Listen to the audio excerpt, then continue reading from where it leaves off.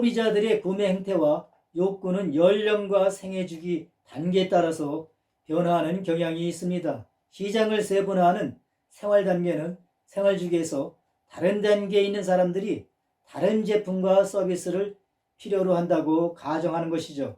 청소년들은 결혼한 장년과 다른 제품을 필요로 합니다. 가족이 성장하고 자녀가 집을 떠나고 빈둥지 증후군이 나타날 수 있겠죠. 그래서 부모의 욕구가 변하고 가처분 소득도 대체로 증가합니다.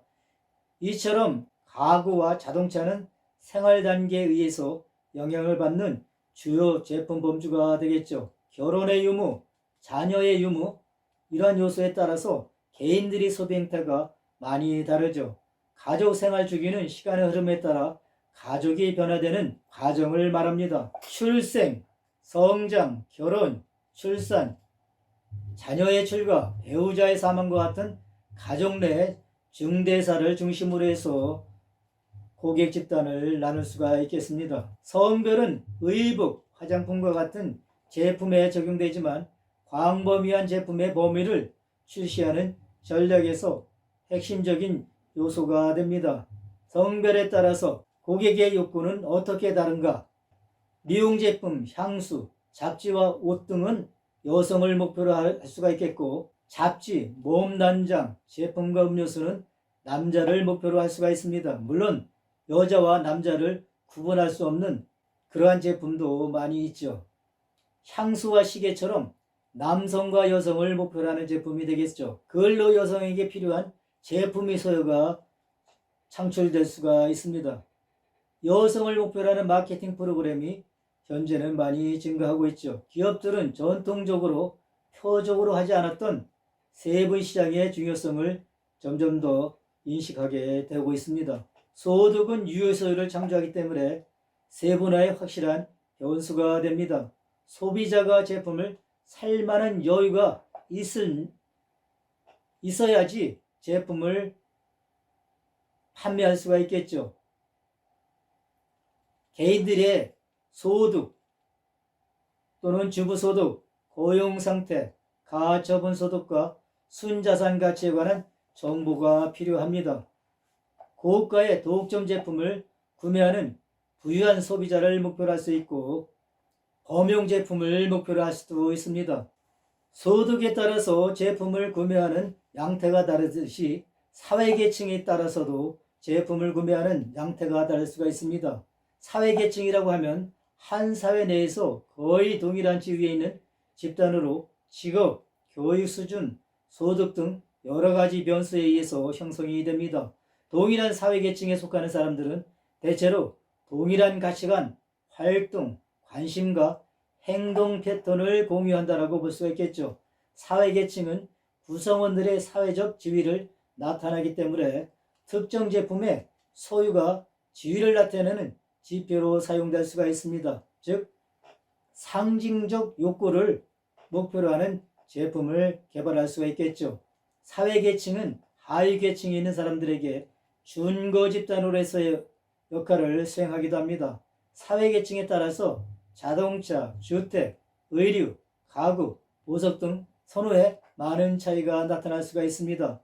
준거 집단이라고 하면 개인의 신념, 태도, 가치 및 행동 방향에 직접적 또는 간접적으로 영향을 주는 집단을 말하고, 준거인은 타인의 행동에 직접 또는 간접적으로 영향을 미치는 사람을 말합니다. 개인들은 자신이 속해 있는 집단을 통해서 정체감을 느끼게 되죠. 집단의 지배적 규범에 따라서 판단하고 행동하고 준거점으로 작용하거나 특정 집단에 속하길 원하기도 하죠. 연예인들이 좋아하는 액세서리를 사용한다든가 이런 것들은 열망 집단이 되겠습니다. 이 열망 집단에도 두 가지가 있는데, 기대 열망 집단은 장래 소속이 가능한 집단으로 개인과 집단 사이에 직접적인 접촉이 이루어질 수가 있습니다. 상징적 열망 집단은 말 그대로 상징적입니다. 개인이 소속되기 어려운 집단이 되겠죠. 그러한 집단을 준거 집단이라고 할 수가 있는데, 개인들은 집단의 신념과 태도를 기꺼이 수용하려는 경향이 있죠. 지리적 변수, 국가, 도시, 지방 기후, 인구 밀도 등 지역마다 다른 소비자의 욕구에 차이가 있을 수가 있습니다. 국토 면적이 적기 때문에 지리적 변수에 의한 소비자 욕구의 차이가 거의 없다고 볼 수가 있겠습니다. 문화, 기후, 소비와 선호에서 지리적 차이가 명확할 때 유용한 방법인데, 이런 것은 글로벌 경제에서는 상당히 영향을 받을 수가 있겠죠. 미국이나 동남아나 유럽, 아프리카 여러 가지 나라에 따라서는 소비자들의 욕구들이 상당히 많이 다를 수가 있습니다. 인구와 지리적 변수의 결합은 시장 분석에서 필수적인 도구가 됩니다. 인구조사 자료와 인구 통계 정보의 융합은 누가 어디에 살고 그들이 무엇을 좋아하는지를 결합하는 것이죠. 소비자들은 그들이 사는 곳, 생활단계와 생활주기에서 의존하는 것에 의해서 분류가 수가 있습니다. 인간의 마음은 상당히 미묘한 면이 많이 있죠. 자기 자신의 심리도 잘 모르는 경우가 많이 있습니다. 그런데도 불구하고 우리는 소비자들의 심리를 어떻게 파악할 수 있을까? 어려운 과제이긴 하지만 여러 가지 요소를 통해서 소비자의 심리 변수를 찾아낼 수가 있어야 되겠습니다. 이를 정확하게 찾아낼 수 있다면 고객에게 맞는 제품이나 마케팅 프로그램을 제공할 수가 있겠죠. 그럼으로써 회사는 판매를 증가하고 이익을 창출할 수가 있습니다. 소비재 시장을 세분화하기 위해서 사용되는 심리적 기준은 태도, 지각, 라이프 스타일, 제품과 브랜드로부터 소비자가 추구하는 편익, 소비 선택을 포함합니다. 태도는 어떤 대상에 대해 일관성 있게 호의적 또는 비호의적으로 반응하는 학습된 선입관입니다. 즉, 태도는 일관적이다라고 볼 수가 있겠죠. 지각은 소비자들이 작은 의물을 분리하지 않고 하나로 통합해서 조직화하고 해석하는 과정이 되겠습니다. 각각의 부분 요소를 전체로 통합해서 조직화하고 해석하는 것이 바로 지각이라고 볼 수가 있겠죠. 소비자들이 동일한 제품을 각각 보고 제품에 대한 태도나 평가는 지각의 주관성으로 매우 다를 수가 있습니다. 지각이라고 하는 것은 주관적이기 때문에 소비자의 지각은 주관적이기 때문에 지각에서 일어나는 여러 가지 왜곡과 편견이 있을 수가 있습니다. 라이프 스타일은 생활 양식을 의미하는데 사람들이 생활하면서 사는 방식으로서 개인마다 독특한 삶의 양식을 말합니다. 이것은 개인의 인구 통계적 특성, 사회 계층, 동기, 개성, 감정, 가치, 가족 수명주기, 문화, 경험 등에 의해서 결정이 됩니다. 개인이나 가족의 가치관 때문에 나타나는 다양한 생활 양식, 행동 양식, 사고 양식 등 생활의 모든 측면의 문화적, 심리적 차이를 의미하죠. 라이프 스타일의 세분화는 소비자들의 활동, 관심과 의견에 근거한 AIO로 표현이 됩니다. 라이프 스타일의 유행에 따라서 행동적인 특징이 있습니다. 실현자는 원칙과 행동에 집중하고 자원이 많은 경우가 있습니다. 취향, 독립심, 특성을 능동적으로 표현하고 기꺼이 돈을 지출하며 높은 교육 수준에 해당이 됩니다. 수행자는 원칙에 집중하고 자원이 많고 자이미지에 가치를 두지 않고 성숙하고 자기만족적이며 지식이 충분하다고 합니다. 신봉자는 원칙에 집중하고 자원이 적고 도전적이고 가족과 교회에 집중하고 생활 양식이 일정합니다. 성취자는 지위에 집중하고 자원이 많고 성공과 경력 지향적이며 위험 회피가 강하고 권위와 이미지를 중시하고 과시적 소비를 한다고 합니다. 노력자는 지위에 집중하고 자원이 적고 충동적이고 유행에 민감하며 자원의 행동에 대해 사회적 승리를 추구합니다. 경험자는 행동에 집중하며 자원이 많고 젊고 열정적이며 운동과 위험을 즐깁니다. 제작자는 실용적 행동에 집중하고 자원이 적고 보수적이고 실용적이며 자영업에 종사하고 가족을 중시합니다. 투쟁자는 가난하고 교육을 받지 못했으며 자원이 거의 없고 순간의 삶에 매달립니다. 이러한 여러 가지 유형이 있는데 여러분들은 어떠한 유형에 해당이 됩니까? 여러분들은 이러한 여러 가지 형태 중에서 어떠한 유형을 이상적인 유형이라고 보십니까? 성격은 원래 페르소나라고 하는 라틴어에서 유래되었는데 개인의 외모와 관련된 가면을 의미합니다. 성격은 개인의 외모뿐만 아니라 개인의 내적 특징, 성질과 관련이 있습니다. 원래 페르소나의 뜻은 고대 히람 무대에서 대역들이 썼던 가면을 나타내는 말로 외적 인격 또는 가면을 쓴 인격을 뜻합니다.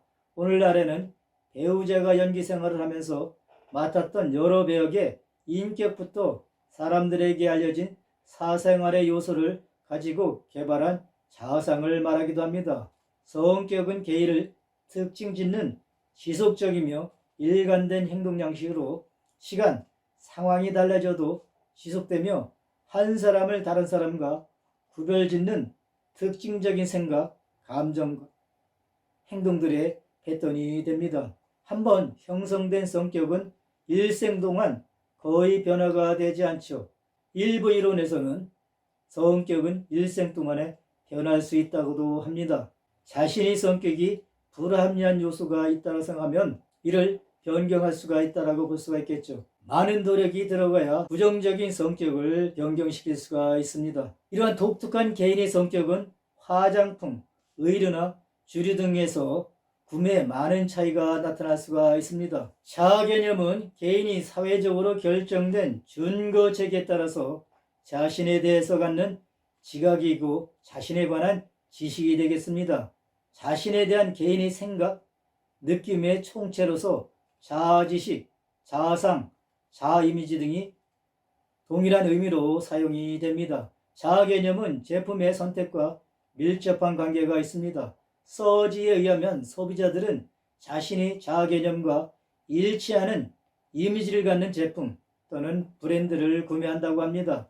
즉 소비자는 자신의 자아 이미지와 일치하는 이미지를 가진 브랜드를 더 선호하게 되는데 이를 자아일치성이라고 합니다. 사용자 이미지는 브랜드 사용자와 연관된 인간적 특성에 의해서 표현된 특정 브랜드의 일반적 사용자의 고정된 시각이 되겠습니다. 사용자 이미지가 자신이 바라는 자아 이미지와 일치한다면 자아 일관성과 자아 존중감을 촉진하려는 소비자의 욕구에 의해서 브랜드를 긍정적으로 평가하게 됩니다. 브랜드는 자아 개념을 활발하게 만들고 자아 정체성을 강화하고 표현하고 자신을 차별화하고 자신의 개성을 주장함으로써 심리적 욕구를 충족하는 것이 되겠습니다. 브랜드는 가족, 공동체, 문화집단처럼 사회적 유대를 반영함으로써 사회적 목적을 충족할 수가 있습니다. 소비재의 상품과 서비스를 세분화하는 제품 관련 방법은 세분화 기준으로서 제품 사용, 구매나 소유와 같은 행동주의 방법을 사용하는 기법이 되겠습니다. 이러한 행동 기준은 추구 편익, 제품 사용, 사용자 상태, RFM, 충성도와 브랜드 열성, 중요한 행사, 매체 이용 경험, 제품에 대한 반응을 포함하는 일련의 행동주의 척도에 근거합니다. 소비자들이 제품과 매체를 이용하는 것을 관찰하는 것은 신제품 아이디어의 중요한 원천이 되고 제품 설계와 개발을 위한 아이디어가 됩니다. 제품 촉진을 위한 적절한 커뮤니케이션의 주제뿐만 아니라 기존 제품에 대한 새로운 시장을 볼 수가 있습니다. 따라서 제품의 구매, 소유와 사용은 시장을 개발하고 세분화하는 데 도움이 되는 행동주의적 변수라고 볼 수가 있겠습니다. 추구 편익은 제품이나 서비스를 설계하는 방법이 아니라 소비자들이 사용하는 제품이나 서비스로부터 유래되는 편익에 근거하여 소비자들이 원하는 것을 정확하게 제공한다는 관점입니다. 즉 소비자들이 추구하는 편익을 근거로 한다는 얘기가 되겠습니다.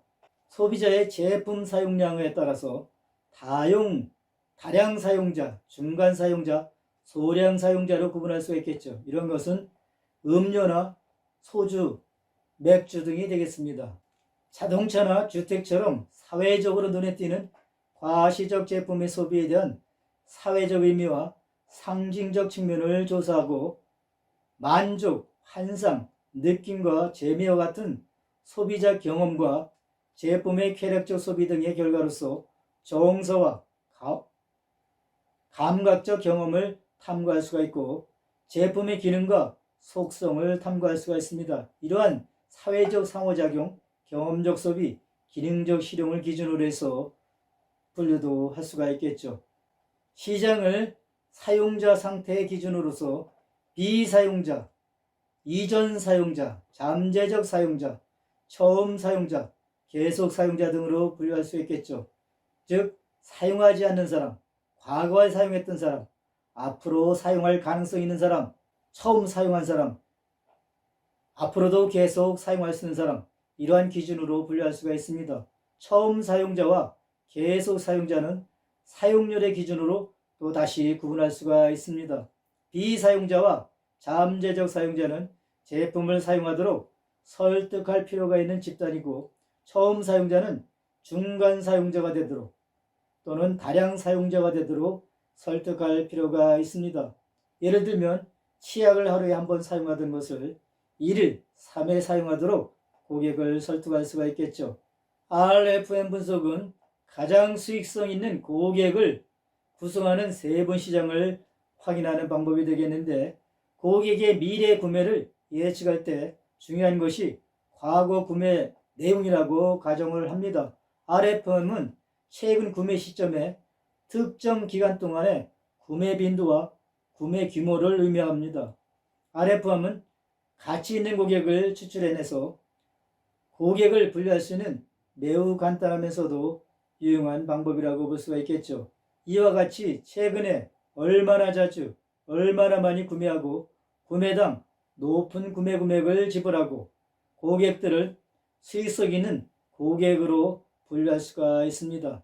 리센시, 구매 시점, 고객이 최근에 언제 구입했는가, 프리퀀시, 구매 빈도, 고객이 얼마나 자주 상품을 구입했는가, 마니터리, 구매 규모, 고객이 구입한 총 금액은 어느 정도인가, 이렇게 RFM으로 분석하면 이렇게 RFM으로 분류하게 되면 수익성 있는 고객을 더 적합하게 찾아낼 수가 있겠죠.